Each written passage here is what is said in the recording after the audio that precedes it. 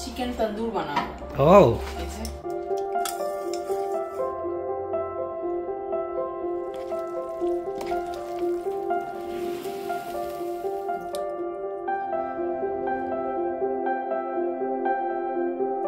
Hello everyone, welcome back to my channel.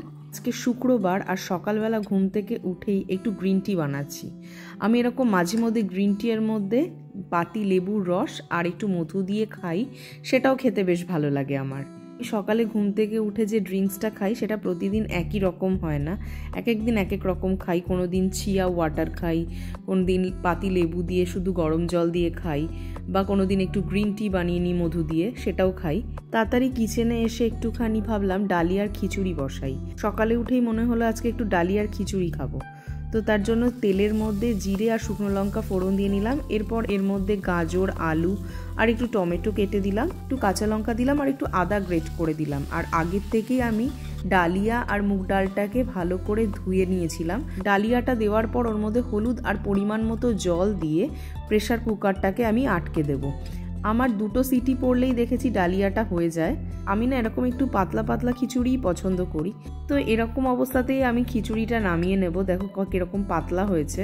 সকালে ঘুম থেকে ওঠার পর থেকেই দেখছি কেমন মেঘলা ওয়েদার, তো ভালোই হলো। এরকম দিনে একটুখানি খিচুড়ি খেতে ভালোই লাগবে। আর এর ওপর অল্প একটু ঘি নিয়ে নিয়েছিলাম, ভেবেছিলাম একটু পাঁপড় ভাজবো, তো মনে হলো আর লাগবে না, এটাই আমাদের জন্য যথেষ্ট। এটা খেলে না পেটটা পুরো ভরে যায়। আমি লাঞ্চ বানানোর জন্য কিচেনে চলে এসেছি। এটা হলো জুকিনি। জুকিনি হলো এক ধরনের স্কোয়াশ, আর এটা দিয়ে আজকে আমি আলু আর জুকিনির পোস্ত বানাবো। সবজিটা কিন্তু আমাদের শরীরের জন্য খুবই উপকারী। এটা খেলে নাকি চোখ খুব ভালো থাকে, এটা হার্টের জন্যও খুব ভালো, আর যাদের কোলেস্ট্রল আছে তাদের জন্যও নাকি এটা খুবই উপকারী একটা সবজি। তাছাড়া এতে প্রচুর ফাইবার আছে, আর এটা ডাইজেশনেও আমাদের হেল্প করে। এরমভাবে পোস্ত খাওয়ার পর না ঝিঙে আনা বন্ধ করে দিয়েছি। প্রথমত এখানে যে ইন্ডিয়ান স্টোরগুলোতে ঝিঙে পাওয়া যায়, সেখানে না আমার মনে হয়েছে ঝিঙের দামগুলো একটু বেশি নেয়। আর চাইনিজ মার্কেটেও ঝিঙে পাওয়া যায়, কিন্তু সেখানকার ঝিঙেগুলো না অতটা ভালো না, কেমন একটু শুকনো শুকনো গোছের।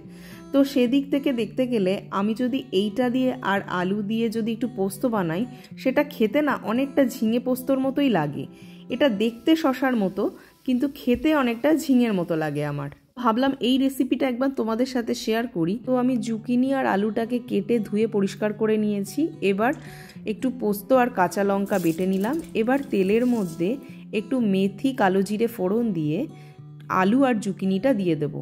হলুদ আর নুন দিয়ে এটাকে খুব হালকা একটু ফ্রাই করে নিয়ে এটাকে ঢাকা দিয়ে দেবো। ততক্ষণে সবজিটা মজে যাবে। আর দেখো কিরকম জল বেরিয়েছে, যেরকম ঝিঙে থেকে জল বেরোয় এটা থেকেও এরকম জল বেরিয়েছে। 5-7 মিনিট পর দেখলাম সবজিটা ভালো মতোই নরম হয়ে গেছে। আসলে জুকিনিও খুব তাড়াতাড়ি নরম হয়ে যায়। এরপর আমি এর ওপর পোস্ত বাটাটা দিয়ে দেবো। পোস্ত বাটাটা দেওয়ার পর গ্যাসটা কমিয়ে নিয়ে এটাকে একটু ভালো করে কষিয়ে নিতে হবে যতক্ষণ না পোস্তর কাঁচা গন্ধ যাচ্ছে।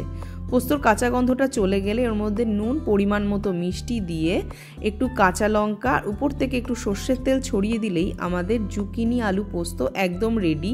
এটা কিন্তু আমার ঝিঙে পোস্তর মতোই খেতে লাগে। এদিকে আমি একটা কাঁটার চচ্চড়ি বানাবো, তো তার জন্য মাথাগুলোকে নুন হলুদ দিয়ে মাখিয়ে নিয়েছি। আর এখানে পেঁয়াজ, সব সবজি কেটে নিয়েছি। মূলো আছে এখানে, আর বেগুন, আলু, আর এটা হচ্ছে বাটারনাট স্কোয়াশ।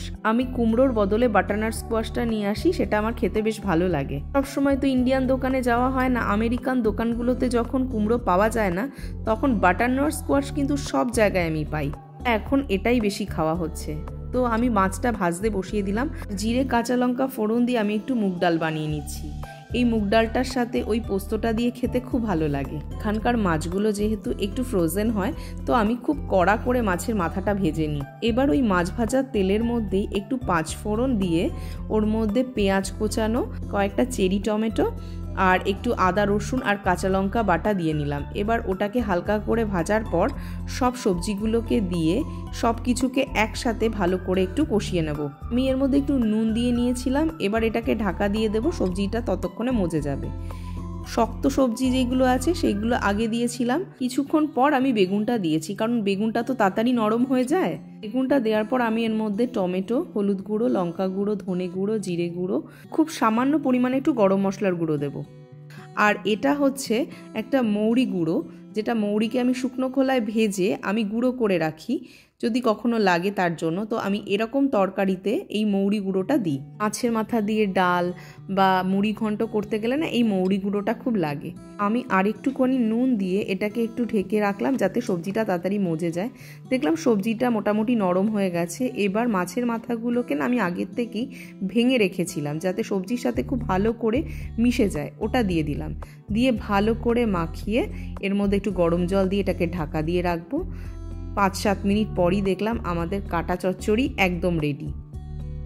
আর এখন আমি স্নান করে চলে এসেছি, খাবার দাবার তো রেডি হয়ে গেছে। ভাতটা বসিয়ে দিয়ে গেছিলাম রাইস কুকারে, এতক্ষণে হয়েও গেছে।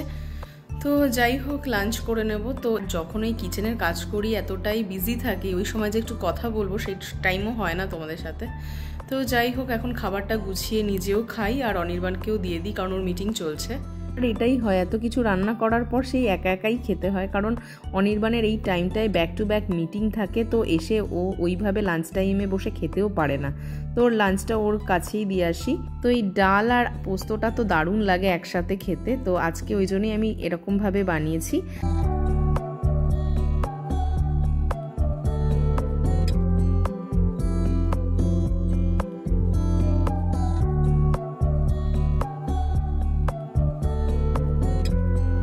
তো এখন একটু বাইরে এসে বসেছি। আজকে না খুব একটা ভালো ওয়েদার নয়, মানে তো শুক্রবার দিন আমরা একটুখানি বেরোই বিকেলবেলা, শপিং মলে যাই, একটু কফি খাই, তো কাছে পিঠেই থাকি আর কি।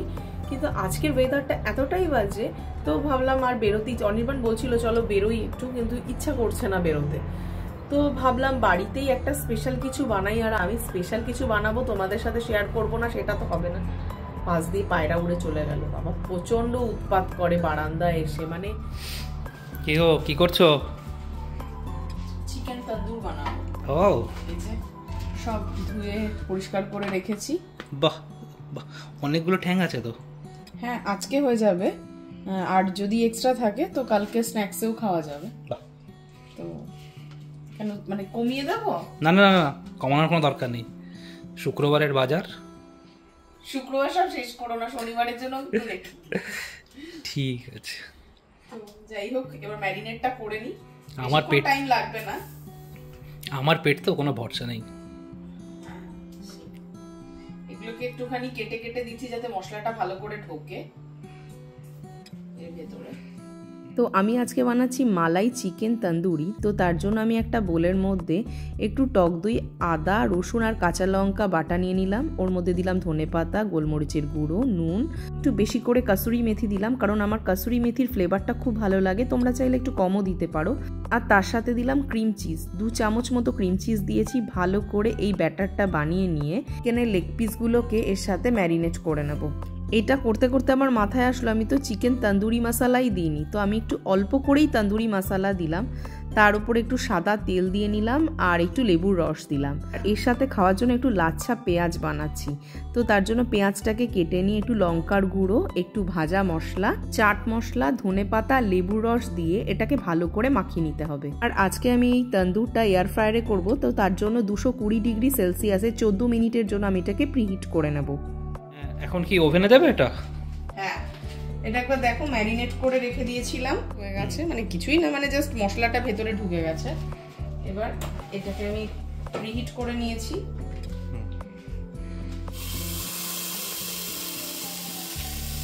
নড়বে না।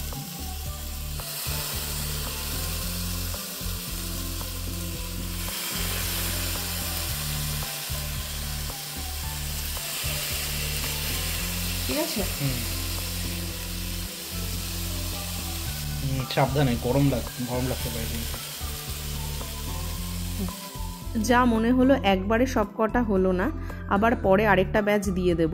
আমি প্রথমে 30 মিনিট মতো টাইম দিই। 30 মিনিটের জন্য আমি এটাকে বেক করে নিয়েছি। আর আমাদের চিকেন তন্দুর কিন্তু একদম রেডি। দেখো উপরের কালারটা কি সুন্দর এসছে, এরকম উপরের সাইডটা হয়েছে কিন্তু তলাটা হয়নি। তো তার জন্য আমি এটাকে আবার একটু উল্টে দেব যাতে এর নিচের পোর্শনটাও হয়। ওগুলোকে ফ্লিপ করে দিচ্ছ? হ্যাঁ একটু উল্টে উল্টে দিলে কি হবে, মানে উপরের পার্টটা হয়ে গেছে। এটা আমাদের ফার্স্ট টাইম চিকেন তন্দুর এয়ার ফ্রায়ারে। ভালোই হয়েছে, একটা বেশ একটা গ্রিলের একটা দাগ চলে এসছে, তাই না? এটা গ্রিলের মার্ক চলে এসছে। তো মোটামুটি এপিট ওপিট করে 30 মিনিটের মধ্যে আমাদের চিকেন তন্দুর কিন্তু রেডি হয়ে গেল। কিন্তু ম্যারিনেট করাই আছে, প্রথমে এই ব্যাচটা খাই, তারপর আবার যখন খিদে পাবে তখন আরেকটা ব্যাচ বসাবো। কারণ এখন আমরা খুব তাড়াতাড়ি যেহেতু ডিনারটা করে নিচ্ছি, তো রাতের বেলা যদি টিভি দেখতে দেখতে দেরি হয়ে যায় তখন আবার একটু তন্দুর বানিয়ে খাওয়া যাবে। আর এখন 8:30 বাজে, কে বলবে দেখো দিনের আলো কিরকম রয়েছে।